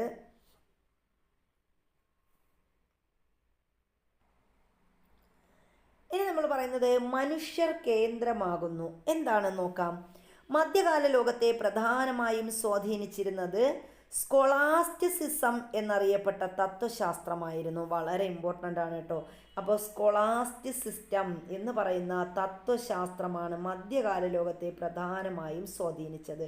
ക്രൈസ്തവ മതചിന്തയെ അടിസ്ഥാനമാക്കിയുള്ള ഒരു തത്വശാസ്ത്രമാണ് ഇത് സ്കോളാസ്റ്റിസിസം എന്ന് പറഞ്ഞാൽ. അപ്പോൾ സ്കോളാസ്റ്റിസിസം എന്ന് പറഞ്ഞാൽ എന്താണെന്ന് ചോദിച്ചാൽ ക്രൈസ്തവ മതചിന്തയെ അടിസ്ഥാനമാക്കിയുള്ള ഈ തത്വശാസ്ത്രം വിജ്ഞാനത്തെയും അന്വേഷണങ്ങളെയും പ്രോത്സാഹിപ്പിച്ചുവെങ്കിലും ദൈവത്തിനും പരലോക ജീവിതത്തിനുമാണ് ഊന്നൽ നൽകിയത്. അപ്പോൾ സ്കോളാസ്റ്റിസിസം ഊന്നൽ നൽകിയത് എന്തിനാണ്? അവർ ഇത് വിജ്ഞാനത്തെയും അന്വേഷണങ്ങളെയൊക്കെ പ്രോത്സാഹിപ്പിച്ചുവെങ്കിലും ഇതെന്ത് ചെയ്തു? ദൈവത്തിനും പരലോക ജീവിതത്തിനുമാണ് ഈ ഒരു സ്കോളാസ്റ്റിക് സിസ്റ്റം ഊന്നൽ നൽകിയത്. ഇതിൽ നിന്ന് മാറി മനുഷ്യനും ഇഹലോകത്തിനും യുക്തിചിന്തയ്ക്കും പ്രാധാന്യം നൽകിക്കൊണ്ട് മാനവികത എന്ന ആശയം രൂപപ്പെട്ടു. അപ്പോൾ ഇതിൽ നിന്നാണ് എന്ത് ചെയ്തത്? ഈ സ്കോളാസ്റ്റിക് സിസ്റ്റത്തിൽ നിന്ന് രൂപം കൊണ്ട ഒന്നാണ് മാനവികത എന്ന് പറയുന്നത്. അപ്പോൾ മാനവികത എന്ന് പറഞ്ഞാൽ എന്താണ്? മനുഷ്യനും ഇഹലോകത്തിനും യുക്തിചിന്തയ്ക്കും പ്രാധാന്യം നൽകിക്കൊണ്ടുള്ള ആശയമാണ് മാനവികത എന്ന് പറയുന്നത്. മനുഷ്യനിൽ അന്തർലീനമായ അനന്യത, വികാരങ്ങൾ, ശേഷികൾ, എഴുത്ത്, സംഭാഷണം എന്നിവയ്ക്ക് മാനവികതാവാദികൾ ഊന്നൽ നൽകി. അപ്പം മാനവികതാവാദികൾ ഊന്നൽ നൽകിയത് എന്താണ്? മനുഷ്യനിൽ അന്തർലീനമായ അനന്യത, വികാരങ്ങൾ, അവരുടെ ശേഷികൾ, എഴുത്ത്, സംഭാഷണം എന്നിവയ്ക്ക് മാനവികതാവാദികൾ ഊന്നൽ നൽകി. ദൈവകേന്ദ്രീകൃതമായ കാഴ്ചപ്പാടിൽ നിന്നും മനുഷ്യകേന്ദ്രീകൃതമായ വീക്ഷണത്തിലേക്കുള്ള പരിവർത്തനമായിരുന്നു ഇതിൻ്റെ അടിസ്ഥാനം. അപ്പം ദൈവകേന്ദ്രീകൃതമായ കാഴ്ചപ്പാടിൽ നിന്നും എന്ത് ചെയ്തു? ഇവർ കേന്ദ്രീകൃതമായ വീക്ഷണത്തിലേക്കുള്ള പരിവർത്തനമാണ് ഈ മാനവികതയുടെ അടിസ്ഥാനം എന്ന് പറയുന്നത്. അപ്പം മാനവികതയുടെ അടിസ്ഥാനം എന്ന് ചോദിച്ചാൽ നമുക്ക് പറയാം ദൈവകേന്ദ്രീകൃതമായ കാഴ്ചപ്പാടിൽ നിന്നും മനുഷ്യകേന്ദ്രീകൃതമായ വീക്ഷണത്തിലേക്കുള്ള പരിവർത്തനത്തെയാണ് മാനവികതയുടെ അടിസ്ഥാനം എന്ന് പറയുന്നത്. വിയോജിപ്പുകൾക്കും വിമർശനങ്ങൾക്കും മാനവികതയിൽ സ്ഥാനം ലഭിച്ചു. അപ്പം മാനവികതയിൽ ചിലർ ഇതിനെ വിയോജിച്ചു, ചിലർ വിമർശിച്ചു. ഇതിനൊക്കെ എവിടെ സ്ഥാനം കിട്ടി? മാനവികതയിൽ സ്ഥാനം പിടിച്ചു. അവർ മതത്തിൻ്റെ ആധിപത്യത്തെ ചോദ്യം ചെയ്തു. അപ്പോൾ ഇതൊക്കെയാണ് മാനവികത എന്നതുകൊണ്ട് ഉദ്ദേശിക്കുന്നത്. ഇക്കാലത്ത് പ്രാചീന ഗ്രീക്കോ റോമൻ ഗ്രന്ഥങ്ങൾ ജനങ്ങൾ വർദ്ധിച്ച താല്പര്യത്തോടെ വായിച്ചു. അപ്പോൾ ഈ മാനവികത വന്നപ്പോൾ ആളുകൾ പ്രധാനമായിട്ടും ഗ്രീക്കോ റോമൻ ഗ്രന്ഥങ്ങളൊക്കെയാണ് വായിച്ചത്. പ്രാചീന ഗ്രീക്ക് തത്വചിന്തകനായ അരിസ്റ്റോട്ടിലിൻ്റെ ആശയങ്ങൾ അറബികൾ യൂറോപ്പിൽ പ്രചരിപ്പിച്ചു. അപ്പോൾ പ്രാചീന ഗ്രീക്ക് തത്വചിന്തകനാണ് ആര്? അരിസ്റ്റോട്ടിൽ. അദ്ദേഹത്തിൻ്റെ ആശയങ്ങൾ അറബികൾ എന്ത് ചെയ്തു? യൂറോപ്പിൽ പ്രചരിപ്പിച്ചു. അപ്പോൾ പ്രാചീന ഗ്രീക്ക് തത്വചിന്തകനായ അരിസ്റ്റോട്ടിലിൻ്റെ ആശയങ്ങൾ യൂറോപ്പിൽ പ്രചരിപ്പിച്ചത് ആര് എന്ന് ചോദിച്ചാൽ ആരാ? അറബികളാണ്. മാനവികതാവാദികൾ പ്രാദേശിക ഭാഷകളിൽ കൃതികൾ രചിക്കുകയും ഗ്രീക്കോ റോമൻ ശൈലിയിൽ ചിത്രങ്ങൾ വരയ്ക്കുകയും ശില്പങ്ങൾ നിർമ്മിക്കുകയും ചെയ്തു. അപ്പോൾ ഈ മാനവികതാവാദികൾ എന്താ ചെയ്തത്? അവർ പ്രാദേശിക ഭാഷകളിൽ കൃതികൾ രചിക്കുകയും ഗ്രീക്കോ റോമൻ ശൈലികളിൽ ചിത്രങ്ങൾ വരയ്ക്കുകയും ശില്പങ്ങൾ നിർമ്മിക്കുകയും ചെയ്തു. ഇതൊക്കെയാണ് മാനവികതാവാദികൾ ചെയ്തത്. അവർക്ക് പ്രധാന പ്രചോദനം പ്രാചീന ഗ്രീക്കോ റോമൻ സംസ്കാരങ്ങളായിരുന്നുവെങ്കിലും അവരുടെ കാഴ്ചപ്പാട് വ്യത്യസ്തമായിരുന്നു. അപ്പോൾ ഇവർ ഗ്രീക്കോ റോമൻ ശൈലിയിൽ ചിത്രങ്ങളൊക്കെ വരച്ചു, അവരുടെ ശില്പങ്ങളൊക്കെ നിർമ്മിച്ചു, അതുപോലെ പ്രാദേശിക ഭാഷയിൽ കൃതികളൊക്കെ രചിച്ചുവെങ്കിലും എന്ത് ചെയ്തു? ഇവർ പ്രാചീന ഗ്രീക്കോ റോമൻ സംസ്കാരങ്ങളാണ് ഇവർക്ക് പ്രചോദനം നൽകിയത് ഇതിനൊക്കെ. പക്ഷേ ഇവരുടെ കാഴ്ചപ്പാട് വ്യത്യസ്തമായിരുന്നു. ഗ്രീക്കോ റോമൻ കല ദൈവത്തെയും സമ്പന്നരെയും ശക്തരെയുമാണ് ചിത്രീകരിച്ചിരുന്നത്. അപ്പോൾ ഗ്രീക്കോ റോമൻ കല നമ്മൾ എടുക്കുകയാണെങ്കിൽ അതെന്തൊക്കെയാണ്? ദൈവത്തെ, അതുപോലെ സമ്പന്നരെ, ശക്തരെ ഒക്കെ ചിത്രീകരിച്ചു. രൂപങ്ങൾ പൂർണ്ണ സൗന്ദര്യത്തോടെ ആവിഷ്കരിക്കാനാണ് അവർ ശ്രമിച്ചത്. അപ്പോൾ ഇവരെന്ത് ചെയ്തു? ഉണ്ടാക്കുന്ന രൂപങ്ങൾ പൂർണ്ണ സൗന്ദര്യത്തോടെ ആവിഷ്കരിക്കാനേ ഈ ഗ്രീക്ക് റോമൻ കല നോക്കിയുള്ളൂ. എന്നാൽ നവോത്ഥാന കല എന്താ ചെയ്തത്? നവോത്ഥാന കല മനുഷ്യരെ സ്വാഭാവികതയോട് ചിത്രീകരിക്കുകയാണ് ചെയ്തത്. അപ്പോൾ മനുഷ്യൻ എന്താണ്? ഒരു കർഷകനാണെങ്കിൽ ആ കർഷകനെ അതിൻ്റേതായ രീതിയിൽ സ്വാഭാവികതയിൽ ചിത്രീകരിക്കുന്ന കലയാണ് ഏതെന്ന് പറയുന്നത്? നവോത്ഥാന കല എന്ന് പറയുന്നത്. നവോത്ഥാന കാലത്തെ കലാസാഹിത്യ സൃഷ്ടികൾ ഇത് സാക്ഷ്യപ്പെടുത്തുന്നു. അപ്പോൾ നവോത്ഥാന കാലത്തെ കലാസൃഷ്ടികളൊക്കെ ഇത് സാക്ഷ്യപ്പെടുത്തുന്നുണ്ട്. മാനവികത പിൽക്കാലത്തെ ചിത്രകല, ശില്പകല, സാഹിത്യം, രാഷ്ട്രീയം, ചരിത്രം, ശാസ്ത്രം, മതം തുടങ്ങി വിവിധ മേഖലകളിൽ മാറ്റത്തിനുള്ള പ്രചോദനവും സ്രോതസ്സുമായി മാറി. അപ്പോൾ ഈ നവോത്ഥാനം എന്താ ചെയ്തത്? നവോത്ഥാന കല എന്ത് ചെയ്തു? പിൽക്കാലത്ത് മാനവികത നമ്മൾ പറഞ്ഞു മാനവികത പിൽക്കാലത്ത് എന്ത് ചെയ്തു? ചിത്രകല, അതുപോലെ ശില്പകല, പിന്നെന്താ സാഹിത്യം, രാഷ്ട്രീയം, ചരിത്രം, ശാസ്ത്രം, മതം തുടങ്ങി വിവിധ മേഖലകളിൽ മാറ്റത്തിനുള്ള പ്രചോദനവും സ്രോതസ്സവുമായി മാറി. ഈ മാറ്റങ്ങളെയാണ് നമ്മൾ എന്തെന്ന് പറയുന്നത്? നവോത്ഥാനം. ഈ മാറ്റങ്ങളെല്ലാം കൂടി പ്രതിനിധീകരിക്കുന്നതാണ് നവോത്ഥാനം എന്ന് പറയുന്നത്. അപ്പോൾ മാനവികതയുടെ കടന്നുവരവ് ലോക ചരിത്രത്തെ സ്വാധീനിച്ചത് എങ്ങനെയെന്ന് ചോദിച്ചാൽ നമുക്കിതൊക്കെ പറയാൻ പറ്റും. അപ്പോൾ ഇവിടെ എന്താണ് നമ്മൾ ഇനി അരിസ്റ്റോട്ടിലിനെ കുറിച്ചാണ് നമ്മൾ പറഞ്ഞല്ലോ, നമ്മുടെ ഇറ്റാലിയൻ ഈ ഇറ്റാലിയൻ അല്ല, പ്രാചീന